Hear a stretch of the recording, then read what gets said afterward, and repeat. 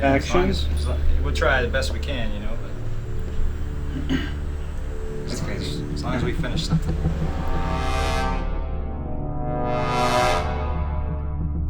The language is that of Mordor, which I will not utter here.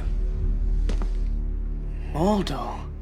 In the common tongue, it says 48 hours. to rule them all, 48 hours. to find them, 48 hours. bring them all, and in the darkness, find them. Go work or something. I have off. Oh, God. Deep in the land of Mordor. Mordor. Maybe you shouldn't say it then. Cheers. In all words and all seriousness, it's hard to do this with Alicia sitting right over there. I know, but it's just weird. 48-hour film contest. Challenge where you get 48 hours to make a complete short film. So it's been close to 1 year since the last one I made, and that was the one that almost did me in. It was mostly my fault. It felt like a nightmare at the time. Pretty much almost made me want to quit completely. Thankfully, you know, I had some time off. I took a break, regathered myself, and I meditated continuously. Instead of taking that loss and not doing anything with it, not learning from it, not growing from it, what I'm going to do is I'm going to show you clips of it. Scene 1, take 2. Organized the group together. I just asked for volunteers on a Facebook filmmaking page and got a couple of people in the Milwaukee area that were willing to sacrifice their time and effort and help make a short film. Let's see if Brandon is the one that figured it out. See how many different settings he puts it on. Oh, there he goes. Okay. You go to a kickoff event, and that's where you choose your genre. We rolled a sports film. The people who got musical all sounded pretty fucking happy about it. When they got musical, they were like, ooh. And I was like, ooh, happy for you, because we do not want that. I know nothing about sports. I used to play sports, but I was not very good at it. So, like basketball, I would slide around the court on my belly like a penguin. Baseball, I would swat at butterflies with my glove. How this has anything to do with what I'm talking about, I have no idea. Who the hell's that guy? That's what I was saying. Why is he in my lawn? On this box, you'll know which one. I went in there, and apparently this is supposed to explain everything. Instead of like writing a script out with scripted lines, we decided to go with improv. We had our story, we had it figured out. Lazy guy that had no sports background discovers that his family were legendary bowlers. The line that you had to have in the film was, how was I supposed to know? Our family crosses a bowling ball? How was I supposed to know? You're kidding. No, come on. Bowling? God. Why? We'll make a bowler out of you yet. Yeah. Apparently I don't suck as bad as I thought I did. Cameron and Doug said I have to play worse. So, before then, I had already racked up locations. Luckily, I had a bowling alley before I even knew it was going to be a sports film or a bowling ball. I was just like, oh my gosh. We started out at Doug's house and we were getting our shots, building up the setup, basically using the attic. I had Alex on board. He's a great cinematographer, was able to make the attic look like an attic, even though it wasn't an attic, it was a shed. And then, switch to like a side angle.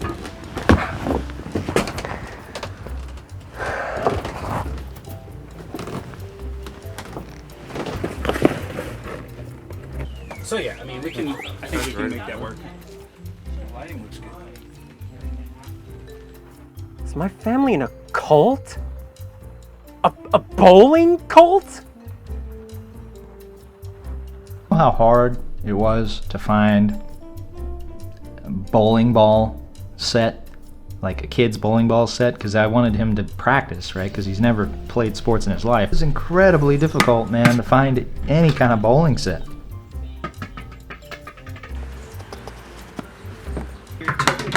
good.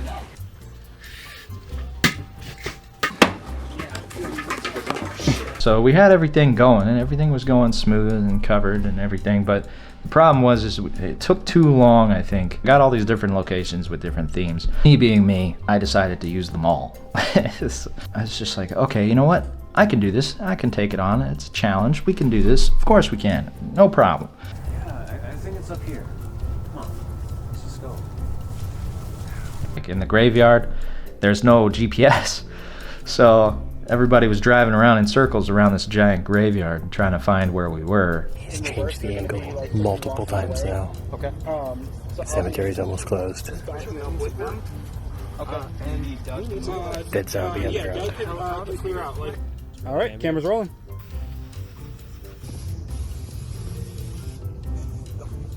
Action. And make my aim true.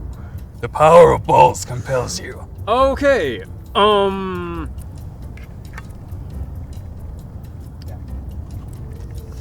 Thanks, Grandpa. It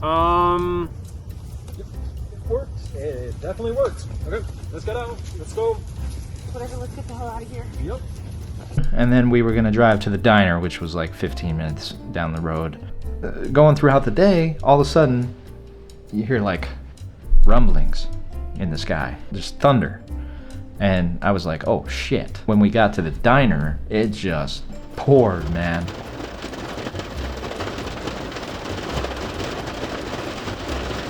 All right, camera's rolling. Action.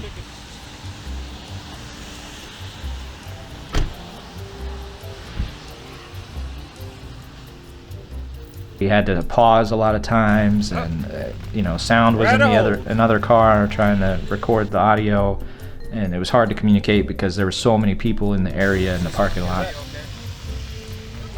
You know what? Let's bring it down.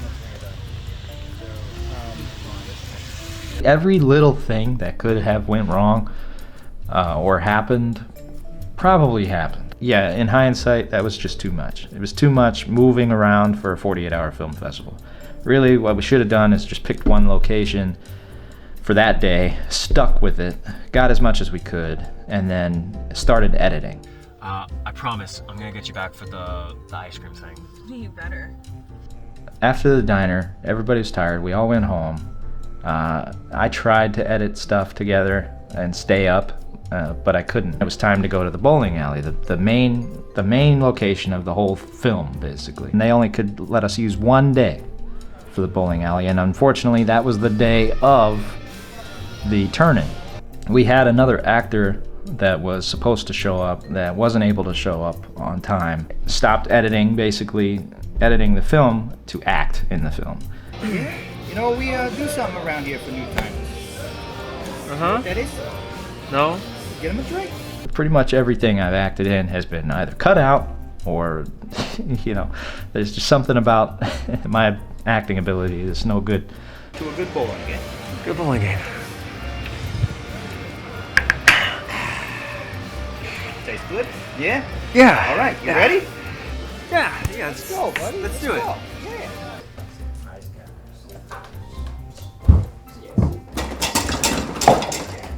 Like this guy? What the hell? Oh, balls. Where's chicken sauce? No business being in this bowl. None. Get this guy out. Get this guy off my floor. What happened here? Clean it up. Let's get this guy out of here. Look at his socks. What the hell are you talking about?